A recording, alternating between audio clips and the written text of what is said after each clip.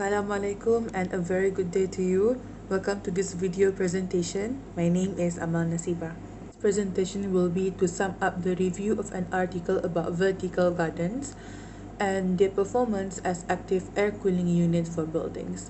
This article was chosen because it is important for us to find sustainable ways to cool down buildings because buildings consume a lot of energy. For example, just last year in the US, the state used up 10% of its electricity just to cool down buildings. Meanwhile, in terms of SDG, the article did not mention any. However, I do believe it correlates to SDG 11 about building sustainability as well as reduction in energy consumption. Moving on to the research methodology, the researchers have set up vertical garden that is incorporated into the wall of a building. It has three main features. First, the air inlet, where air from the surrounding can go inside it, and then flows through the air chamber behind the garden, and then that air will be expelled into the building.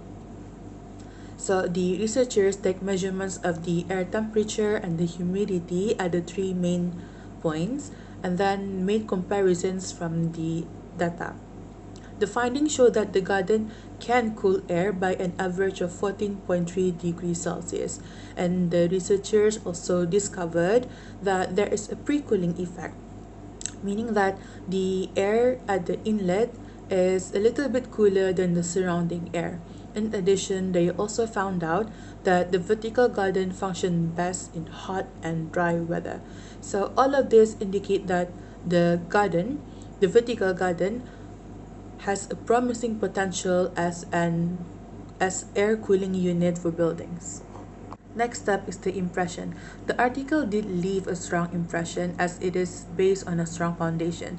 By this I mean this study is built upon a series of previous works by the same researchers. So the researchers are knowledgeable in this area and they know which is the best way to cool air from vertical garden. In addition, the researchers were also keen in making sure the data collection were as accurate as possible. For example, they went extra length to make sure there were no air leaks on the side of the garden by sealing it with foam. Therefore, I find the findings and the conclusion of the study practically important, especially at this stage of research where they lead to the development of active vertical garden in the future. However, the article do have certain weaknesses. For example, it did not explicitly mention in the abstract that the study is based on previous works by the same researchers, so it caused confusion at first. Next, it doesn't provide real image of the garden. It only provides a low resolution image of the model as shown earlier, and the labelings were not clear, so it was necessary to refer to the previous works just to have an idea what the actual vertical garden looks like. In my opinion, the data collection were insufficient. This is because the data collection were only taken for 4 rounds. Therefore, the findings are insufficient for a quality data analysis. In addition, there were also inconsistencies in the data collection.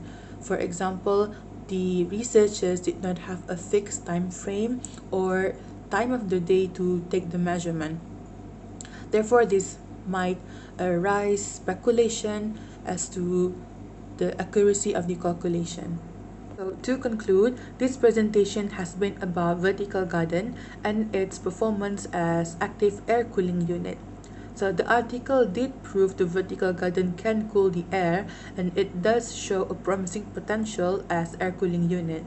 However, there were weaknesses at the methodology where the data collection could be argued to be insufficient and inconsistent. Therefore, the data analysis could also be argued to be less reliable.